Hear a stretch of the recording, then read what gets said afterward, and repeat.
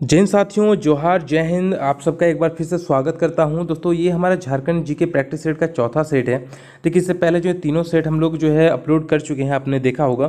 देखिए, आप लोग बहुत बेहतरीन काम कर रहे हैं कि जो भी क्वेश्चन जो आपको लग रहा है कि गलत है, उसका कमेंट बॉक्स में आप लोग कमेंट करके हमें जानकारी दे रहे हैं। क्योंकि देखिए, जब हम क्वेश्चन बनाते हैं तो क्या होता है ना कि हम जो है इसे रीचेक नहीं कर पाते, क्योंकि इतना समय नहीं रहता है कि क्वेश्चन को मैं एक बार किसी से रीचेक करवाऊँ या फिर खुद से रीचेक करूँ। तो ये बहुत सही है कि आप लोग जो है इस काम को बेहतरीन ढंग से कर रहे हैं और मेरे लिए रीचेक करके जो है कमेंट बॉक्स में कमेंट करके हमें सजेशन देते हैं कि सर सही आंसर ये होगा। ये बहुत ही बेहतरीन काम है मेरे हिसाब से। आपका और मेरा तालमेल रहना बहुत ज़्यादा जरूरी है ताकि सभी सही चीज़ें बच्चों को जानकारी मिले। चलिए, हम लोग ज़्यादा नहीं बात करेंगे और देखिए दो क्वेश्चन के ऊपर हम लोग पहले बात करते हैं। देखिए, एक क्वेश्चन था पिछला वीडियो में, जिसमें था कि क्षेत्रफल की दृष्टि से झारखंड का स्थान जो है पूरे भारत में कितने नंबर पे है।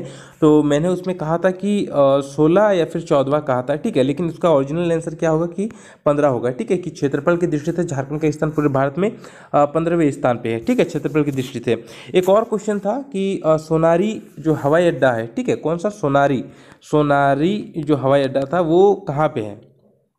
तो ये दोस्तों ऑप्शन में दोस्तों जमशेदपुर नहीं था, ठीक है। ऑप्शन में ही क्या था ना कि ऑप्शन ही गलत था, उसमें जमशेदपुर ही मेंशन नहीं था। तो इसका जो सही आंसर हो जाएगा वो हो जाएगा जमशेदपुर, ठीक है, जमशेदपुर हो जाएगा। तो ये ध्यान रखिएगा, सोनारी हवाई अड्डा कहाँ है तो जमशेदपुर में है, ठीक है, ध्यान रखिएगा। चलिए, आज का ये जो प्रैक्टिस सेट है हम लोग शुरू करते हैं। इसमें भी कोई त्रुटि हो तो डेफिनेटली कमेंट बॉक्स में कमेंट करके हमें जानकारी दीजिएगा। तो चलिए, आज का जो हम लोग का प्रैक्टिस सेट है उसे हम लोग शुरू करते हैं। पहला क्वेश्चन है, छोटा नागपुर झारखंड के लगभग कितने प्रतिशत भूभाग को घेरे हुए है। तो छोटा नागपुर कितने प्रतिशत भूभाग को घेरे हुए है झारखंड के। तो इसका सही आंसर क्या हो जाएगा, इसका सही आंसर होगा ऑप्शन नंबर सी, 80% जो भूभाग है छोटा नागपुर का, वो झारखंड का लगभग 80% भूभाग को जो है घिरा हुआ है छोटा नागपुर, ठीक है। चलिए आगे बढ़ते हैं हमारा दूसरा क्वेश्चन की तरफ। हमारा दूसरा क्वेश्चन है विल किशनगंज,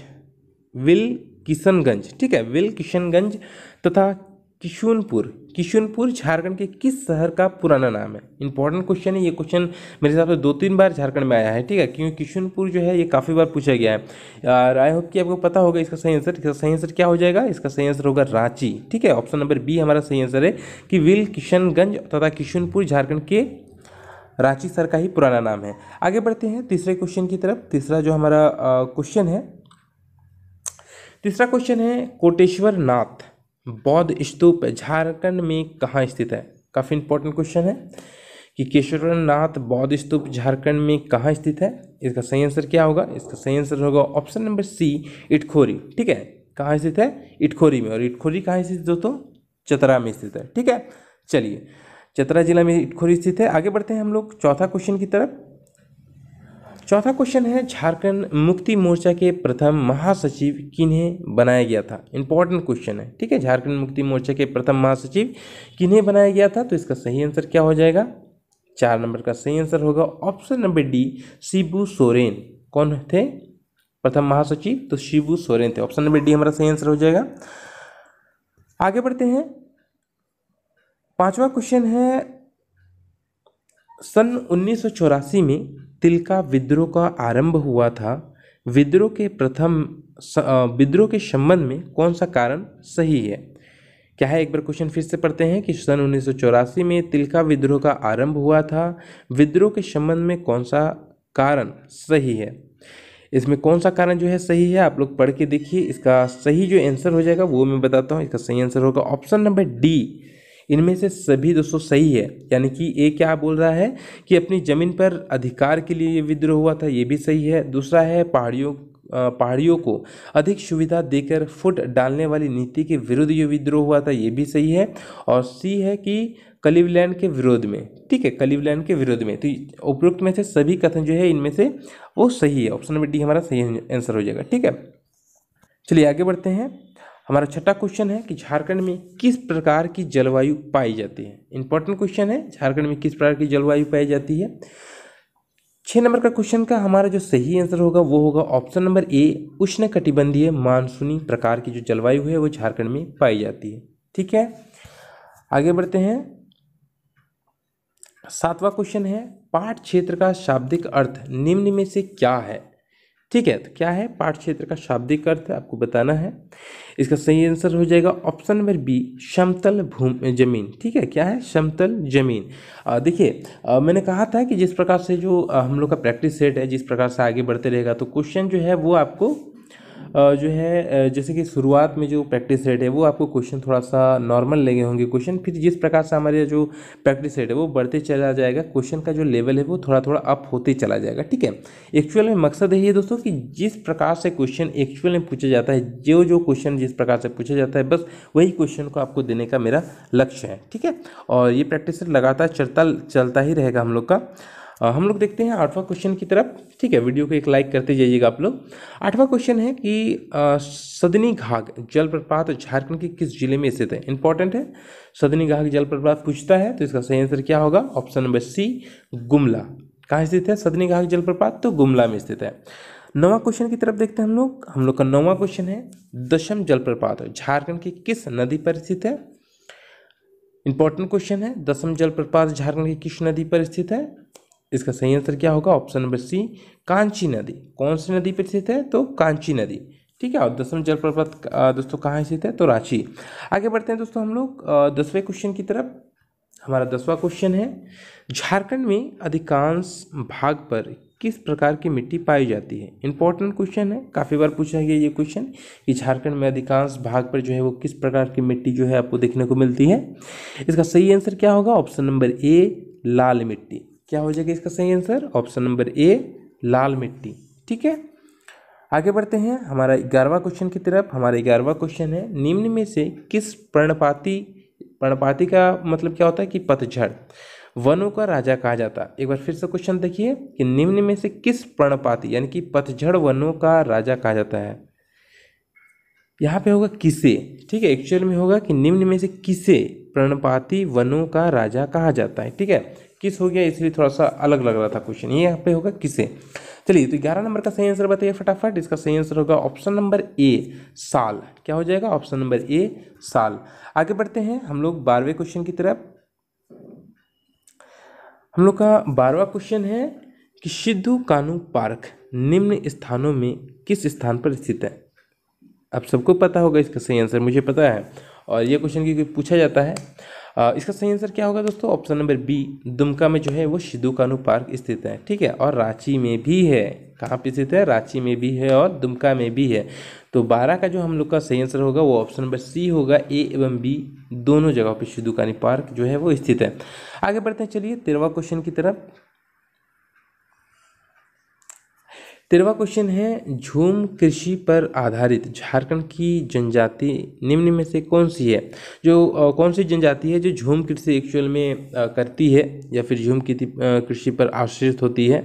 इसका सही आंसर क्या होगा, ऑप्शन नंबर बी, मलेर जनजाति। कौन सी जनजाति, तो मलेर जनजाति जो है वो झूम कृषि पर आश्रित जो है झारखंड की जनजाति है। आगे बढ़ते हैं हम लोग 14वें क्वेश्चन की तरफ। हम लोग का 14वां क्वेश्चन है निम्न में से कौन सा संथाल समाज में सबसे कठोर सजा है या एक तरह का सामाजिक बहिष्कार है।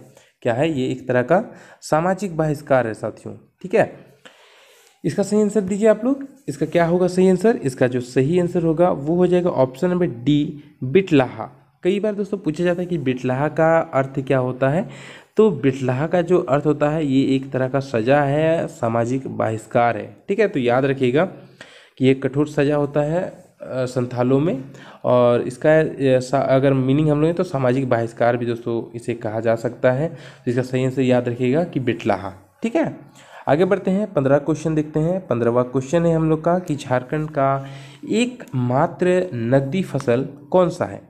तो कौन सा है झारखंड का एकमात्र नकदी फसल, आई होप कि आपको पता है इसका सही आंसर। इसका सही आंसर होगा ऑप्शन नंबर डी, गन्ना। क्या हो जाएगा, ऑप्शन नंबर डी, गन्ना। 16वां क्वेश्चन की तरफ देखते हैं हम लोग। 16वां क्वेश्चन है स्वर्ण रेखा बहुउद्देशीय परियोजना की शुरुआत कब की गई थी। ठीक है, कब की गई थी स्वर्ण रेखा बहुउद्देशीय परियोजना की शुरुआत। इसका सही आंसर क्या हो जाएगा, ऑप्शन नंबर सी, 1982 से 1983 के बीच में। कब किया गया था, 1982 से 1983 के बीच में। ठीक है, और दामोदर घाटी का जो है कब किया गया था, तो 1959। आगे बढ़ते हैं साथियों, हम लोग अपने नेक्स्ट क्वेश्चन की तरफ देखते हैं। नेक्स्ट क्वेश्चन है कि स्वर्ण रेखा जल विद्युत परियोजना झारखंड के किस जिले में स्थित है। काफ़ी इंपॉर्टेंट क्वेश्चन है कि स्वर्ण रेखा जल विद्युत परियोजना झारखंड के किस जिले में स्थित है। 17 का सही आंसर क्या होगा? इसका सही आंसर होगा ऑप्शन नंबर ए, रांची। क्या हो जाएगा? Option number A, Ranchi. आगे बढ़ते हैं साथियों, हम लोग अपने नेक्स्ट क्वेश्चन की तरफ। 18वां क्वेश्चन है हम लोग का कि डोलोमाइट झारखंड के किस क्षेत्र में पाया जाता है। क्या है क्वेश्चन कि डोलोमाइट के बारे में पूछा गया है कि डोलोमाइट जो है वो झारखंड के किस क्षेत्र में पाया जाता है। इसका जो सही आंसर होगा वो हो जाएगा ऑप्शन नंबर बी, पलामू। क्या हो जाएगा? Option number B, Palamu. ठीक है, आगे बढ़ते हैं। 19वां क्वेश्चन है टाटा स्टील में इस्पात का उत्पादन कब प्रारंभ हुआ। काफ़ी इंपॉर्टेंट क्वेश्चन है कि देखिए एक क्वेश्चन पूछता है कि टाटा स्टील का जो स्थापना है वो कब किया गया, तो 1907 होता है। ठीक है, इसका सही आंसर। लेकिन यहाँ पे क्वेश्चन है कि इसके उत्पादन कब प्रारंभ किया गया, ये भी पूछा जाता है। इसका सही आंसर क्या हो जाएगा साथियों? इसका सही आंसर होगा ऑप्शन नंबर ए, 1914 से जो है वो इस्पात का उत्पादन शुरू हुआ है। आगे बढ़ते हैं हम लोग अपने 20वें क्वेश्चन की तरफ। 20वां क्वेश्चन है राज्य में कितने अंतर्राष्ट्रीय हवाई अड्डे हैं।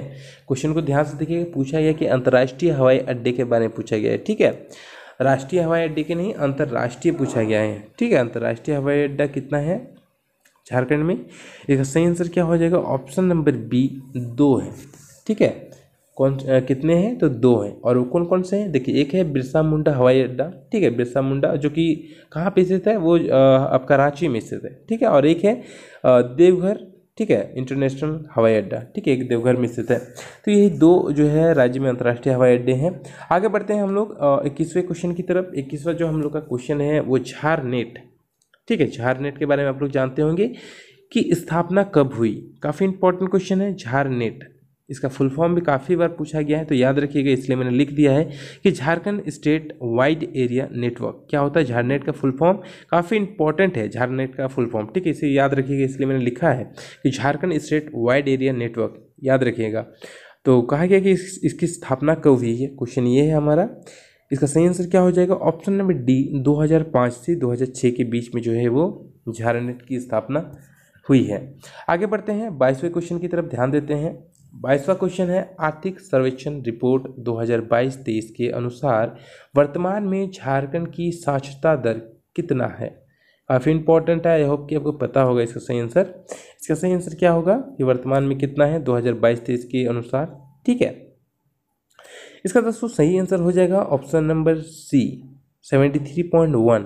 देखिए, ये जब आपसे पूछा जाएगा कि आर्थिक सर्वेक्षण जो रिपोर्ट है 2022-23 के अनुसार, तब ये आंसर होगा आपका 73.1। ठीक है, लेकिन अगर एक चीज़ हम लोग देखें कि अगर पूछा जाए कि जो झारखंड का साक्षरता दर कितना है, सिर्फ ये क्वेश्चन है कि झारखंड की साक्षरता दर कितना है, तब आप 66 पॉइंट समथिंग जो है वो होता है। ठीक है, तो वहाँ पे आप ध्यान रखिएगा, तब ऑप्शन नंबर ए मेरे हिसाब से आपका सही आंसर हो जाना चाहिए। तो वो चीज़ ध्यान रखिएगा, जब आर्थिक सर्वेक्षण रिपोर्ट 2022-23 पूछे तो ये आंसर होगा, और जब झारखंड की साक्षरता दर जो है सिंपल पूछा जाए झारखंड जो जनगणना के हिसाब से, तब आपका 66 पॉइंट समथिंग आएगा। ठीक है, आगे बढ़ते हैं हम लोग 23 क्वेश्चन की तरफ। 23वां जो हम लोग का क्वेश्चन है वो है राज्य की कार्यपालिका का संवैधानिक प्रमुख निम्न में से कौन होता है। ठीक है, राज्य की कार्यपालिका का संवैधानिक प्रमुख निम्न में से कौन होता है। इसका सही आंसर बताइए आप लोग फटाफट। इसका सही आंसर क्या होगा? सही आंसर होगा ऑप्शन नंबर डी, राज्यपाल। ठीक है, संवैधानिक प्रमुख होता है राज्यपाल। आगे बढ़ते हैं 24वें क्वेश्चन की तरफ। हमारा जो 24वां क्वेश्चन है वो है राज्य का प्रशासन किसके नाम पर चलता है। इंपॉर्टेंट प्रश्न है, पूछा गया है ये क्वेश्चन।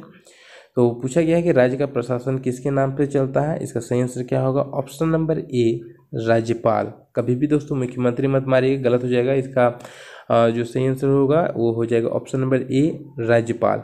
ठीक है, इसमें थोड़ा सा मुझे भी डाउट लग रहा है, ये इस क्वेश्चन का थोड़ा सा आप लोग फेयर करके इसको हमें बताइएगा कमेंट बॉक्स में। ठीक है, कि इसका सही आंसर क्या होना चाहिए, एक्चुअल में राज्यपाल होना चाहिए या मुख्यमंत्री। लेकिन थोड़ा सा मुझे डाउट लग रहा है इस क्वेश्चन पे कि प्रशासन की बात चल रहा है, तो कंफर्म करके बताइएगा। आगे बढ़ते हैं दोस्तों, हम लोग 25वां जो हम लोग का क्वेश्चन है इसके ऊपर आते हैं। 25वां क्वेश्चन है झारखंड के वर्तमान मुख्यमंत्री श्री हेमंत सोरेन का निर्वाचन किस विधानसभा से हुआ है। ठीक है, तो उनका जो निर्वाचन है वो किस विधानसभा से हुआ है, क्वेश्चन ये है।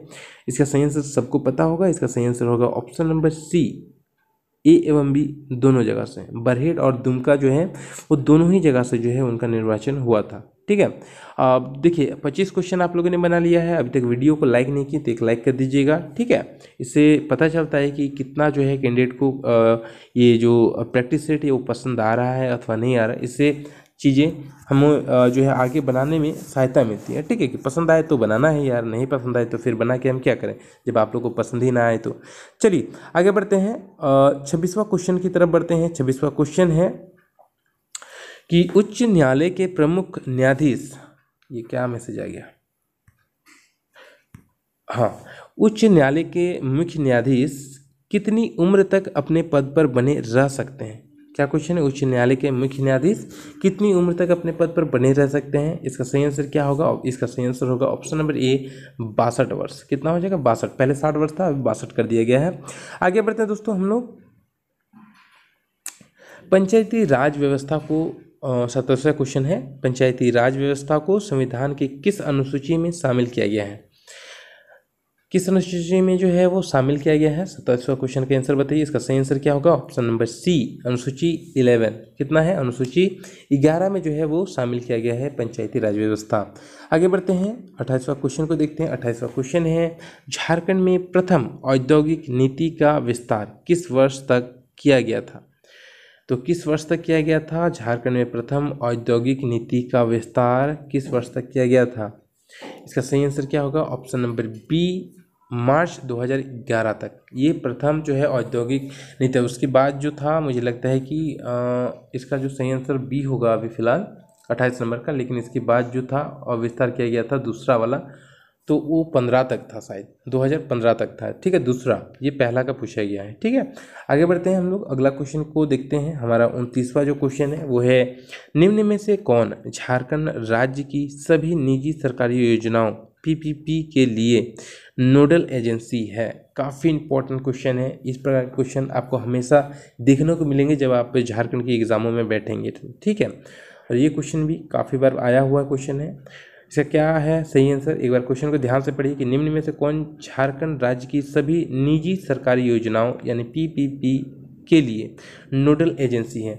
इसका जो सही आंसर होगा वो हो जाएगा ऑप्शन नंबर ए, झारक्राफ्ट। आपने नाम सुना होगा, झारक्राफ्ट। ठीक है,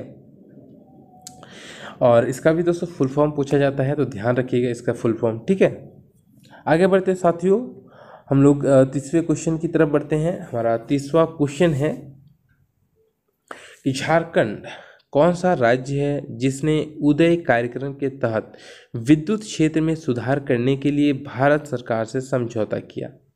तो ऐसा कौन सा राज्य है, पहला है, दूसरा है, तीसरा है या पांचवा है। इसका सही आंसर क्या होगा, इसका सही आंसर होगा ऑप्शन नंबर ए, ये पहला ऐसा राज्य है जिसने उदय कार्यक्रम के तहत विद्युत क्षेत्र में सुधार के लिए भारत सरकार से समझौता किया है। अगला क्वेश्चन की तरफ देखते हैं। हमारा 31वां क्वेश्चन है, झारखंड में सर्वप्रथम स्थानीय नीति किस मुख्यमंत्री के द्वारा लाने का प्रयास किया गया था। ठीक है, तो किस मुख्यमंत्री के द्वारा प्रयास किया गया था सर्वप्रथम जो है स्थानीय नीति को। इसका सही आंसर क्या होगा साथियों, इसका सही आंसर होगा option number D, Babulal Marandi. देखिए जो प्रथम हम लोग का मुख्यमंत्री है झारखंड के वो तो बाबूलाल मरांडी है, और उन्हीं के द्वारा जो है सर्वप्रथम स्थानीय नीति को लाने का प्रयास किया गया था। ठीक है, और अभी तक दोस्तों ये प्रयास जारी है, अभी तक जो है पूरी तरीके से जो झारखंड का स्थानीय नीति है वो नहीं बन पाया है। ठीक है, तो आगे बढ़ते हैं, और जो रघुवर सरकार ने जो नियोजन नीति हम लोग का बना था उसी पे दोस्तों अभी तक काम चल रहा है 60-40 पे। चलिए आगे बढ़ते हैं, हम लोग 32वें क्वेश्चन को देखते हैं। 32वां क्वेश्चन है, झारखंड राज्य में इको टूरिज्म की काफ़ी संभावनाएं किस क्षेत्र में है। काफ़ी इंपॉर्टेंट है कि इको टूरिज्म की जो संभावनाएं वो झारखंड में किस क्षेत्र में क्वेश्चन है। इसका सही आंसर क्या होगा, ऑप्शन नंबर जो है डी हमारा जो है वो सही आंसर हो जाएगा कि अभ्यारण्य भी यहाँ पे बहुत सारे हैं, झील भी आपको बहुत सारे झारखंड में देखने को मिले, और डैम भी बहुत सारे हैं। तो इको टूरिज्म की काफ़ी संभावनाएं हैं झारखंड में, और इनमें से सभी जो है वो इको टूरिज्म को बढ़ावा देने के लिए काफ़ी अच्छा है। ठीक है, तो तीनों ऑप्शन हम लोग का सही है, यानी कि डी एक्चुअल में इसका सही आंसर होगा इनमें से सभी। आगे बढ़ते हैं, 33वां क्वेश्चन है हमारा कि पलामू किला कितने किलो का समूह है। इंपॉर्टेंट क्वेश्चन है ये क्वेश्चन, काफ़ी बार बच्चे जो छोड़ के आते हैं, इसलिए मैंने शामिल किया है इस क्वेश्चन को कि पलामू किला नाम तो आप लोगों ने सुना है, लेकिन उसमें किलो का जो समूह है वो कितना किलो का समूह है, ये इंपॉर्टेंट है। तो इसका सही आंसर क्या हो जाएगा, ऑप्शन नंबर जो ए है हमारा, वो इसका सही आंसर होगा कि पलामू किला जो है वो 2 किलो का समूह है। एक पुराना किला और एक नया किला है, शायद ये 2 है। चलिए आगे बढ़ते हैं 34वां क्वेश्चन की तरफ। 34वां क्वेश्चन है पंचकोट का किला निम्न में से किस जिले में स्थित है। पंचकोट, यहाँ पे मैं गया भी हूँ पंचकोट, एक बार घूमने भी गया था मैं यहाँ पे पंचकोट, ठीक है, क्योंकि मेरे घर से काफ़ी नज़दीक पड़ता है ये पंचकोट। तो ये कहाँ पे स्थित है साथियों, 34 नंबर का जो सही आंसर है, इसका सही आंसर होगा ऑप्शन नंबर सी, धनबाद। कहाँ है पंचकोट, तो धनबाद में स्थित है। चलिए आगे बढ़ते हैं हम लोग का 35वां क्वेश्चन की तरफ बढ़ते हैं। 35वां क्वेश्चन है राम लक्ष्मण मंदिर झारखंड के किस जिले में स्थित है। इंपॉर्टेंट है, राम लक्ष्मण मंदिर पूछा जाता है। इसका सही आंसर क्या हो जाएगा, इसका सही आंसर होगा ऑप्शन नंबर बी, पलामू। कहाँ स्थित है, तो पलामू में जो है राम लक्ष्मण मंदिर स्थित है। 36वां क्वेश्चन की तरफ देखते हैं। 36वां क्वेश्चन है निम्न में से किस मंदिर की कथा समुद्र मंथन से जुड़ी हुई है। ठीक है, ये थोड़ा सा टफ क्वेश्चन है, ध्यान रखिएगा, पूछा जाता है इसलिए मैंने शामिल किया है कि निम्न में से, ये थोड़ा सा होता है ना कि जब आप देखिएगा कि कटअप में आप अगर एक क्वेश्चन भी एक्स्ट्रा बनाते हैं तो उसका बेनिफिट आपको मिलता है, आपका कटअप बनने में इस प्रकार के क्वेश्चन काफ़ी आपको हेल्प करते हैं। ठीक है, क्योंकि सभी क्वेश्चन देखिए, सभी बच्चे क्या होते हैं ना कि जो नॉर्मल क्वेश्चन होते हैं वो सभी बनाते हैं, लेकिन जो एक आध क्वेश्चन जो एक्स्ट्रा आप बनाइएगा उसी से आपका दोस्तों मेरिट बनता है और उसी से आपका सिलेक्शन होता है। तो इस प्रकार के क्वेश्चन काफ़ी जानना हमारे लिए ज़रूरी होता है कुछ। तो इसका सही आंसर क्या होगा, हम लोग का 36 नंबर का जो क्वेश्चन है, इसका सही आंसर हो जाएगा ऑप्शन नंबर डी, बासुकीनाथ धाम। क्योंकि ये काफ़ी इंपॉर्टेंट है बासुकीनाथ, आप सबको पता है ये बासुकीनाथ धाम जो है वो कहाँ स्थित है, तो ये दुमका में स्थित है। ठीक है, और क्योंकि यहाँ पे हर साल सावन महीने में जो है काफ़ी कांवरियाँ जाते हैं, इसलिए इम्पोर्टेंट है। आगे बढ़ते हैं 37वें क्वेश्चन की तरफ। 37वां क्वेश्चन है कि विष्णु सागर मंदिर समूह झारखंड के किस जिले में स्थित है। विष्णु सागर मंदिर नाम सुना होगा आपने, सॉरी वेणु सागर मंदिर, विष्णु नहीं वेणु सागर मंदिर। ठीक है, वेणु सागर मंदिर समूह झारखंड के किस जिले में स्थित है। इसका सही आंसर क्या होगा, इसका सही आंसर होगा ऑप्शन नंबर ए, क्या है, सॉरी ऑप्शन नंबर बी होगा, पश्चिमी सिंहभूम। ठीक है, पश्चिमी सिंहभूम जो है वेणु सागर मंदिर समूह जो है झारखंड के पश्चिमी सिंहभूम में स्थित है। देखिए ये एक क्वेश्चन पूछा जाता है कि वेणु सागर एक्चुअल में है क्या, तो आप सबको पता होना चाहिए कि वेणु सागर जो है एक्चुअल में एक तालाब है। क्या है, वेणु सागर जो है एक्चुअल में एक तालाब है, और शायद इसका अभी मैंने यहाँ पे तालाब तो है, हो सकता है कि तालाब के बीच में होगा मंदिर इसी कारण से, लेकिन वेणु सागर जो है एक्चुअल में एक तालाब है। ठीक है, ध्यान रखिएगा। आगे बढ़ते हैं 38वां जो हम लोग का क्वेश्चन है उस पर ध्यान देते हैं। 38वां क्वेश्चन है कोहबर चित्रकारी विशेष रूप से किस जनजाति में प्रचलित है। क्या है, कोहबर चित्रकारी विशेष रूप से किस जनजाति से प्रचलित है, किस जनजाति से प्रचलित है कोहबर। इसका सही आंसर होगा दोस्तों ऑप्शन नंबर ए, बिरहोर जनजाति से जो है वो कोहबर चित्रकारी संबंधित है। आगे बढ़ते हैं 39वां क्वेश्चन की तरफ। 39वां क्वेश्चन है कि जदूर जो एक बाहा पर्व से संबंधित लोकगीत है। जदूर, ठीक है, जदूर क्या है, एक लोकगीत है, पूछा भी जा सकता है, ध्यान रखिएगा। तो पूछा जा रहा है कि निम्न में से किस जनजाति का लोकगीत है ये जदूर। ठीक है, ध्यान रखिएगा, जदूर तो किस जनजाति का लोकगीत है ये। 39 नंबर का हमारा सही आंसर होगा ऑप्शन नंबर सी, मुंडा जनजाति का। ठीक है, किस जनजाति का, तो मुंडा जनजाति का। आगे बढ़ते हैं 40वां क्वेश्चन की तरफ। दोस्तों अभी तक अगर आप लोगों ने लाइक नहीं किया है तो जरूर एक, जब समाप्त हो जाए वीडियो तब लाइक कर दीजिए या फिर अभी कर दीजिए, लेकिन एक लाइक जरूर कर दीजिएगा। इससे पता चलता है कि कितना कैंडिडेट को सीरीज पसंद आ रहा है, कितनों को नहीं आ रहा, इस हिसाब से सीरीज को बनाने में अच्छा लगता है। ठीक है, तो 40वां क्वेश्चन की बात करते हैं हम लोग। 40वां क्वेश्चन है झंझाइन। ठीक है, झंझाइन एक प्रकार का लोकगीत है जो निम्न में से किस अवसर पर गाया जाता है। ये जो झंझाइन आप देख रहे हैं ना, ये झारखंड पुलिस में भी आया था। ठीक है, झारखंड पुलिस में या फिर IRB में आया था, लेकिन आया था ये क्वेश्चन। तो इसका सही आंसर क्या होगा, 40 नंबर क्वेश्चन का इसका सही आंसर होगा दोस्तों ऑप्शन नंबर सी, जन्म संबंधी संस्कार के अवसर पर जो है ये गाया जाता है। ठीक है, झंझायन जन्म संबंधी संस्कार के अवसर पर गाया जाता है। आगे बढ़ते हैं, 41वां क्वेश्चन को देखते हैं। 41वां क्वेश्चन है, निम्न में से कौन सा झारखंडी नृत्य स्त्री पुरुष का सामूहिक नृत्य है। ठीक है, अकेले कोई नहीं कर सकता, इसमें जो है स्त्री एवं पुरुष जो है वो सामूहिक नृत्य करते हैं। इसका सही आंसर क्या होगा 41 नंबर का क्वेश्चन का, इसका सही आंसर होगा ऑप्शन नंबर बी, जदुर नृत्य, जिसके बारे में अभी आपको मैंने बताया। ठीक है, तो ये स्त्री पुरुष जो है वो सामूहिक रूप से करते हैं। आगे बढ़ते हैं,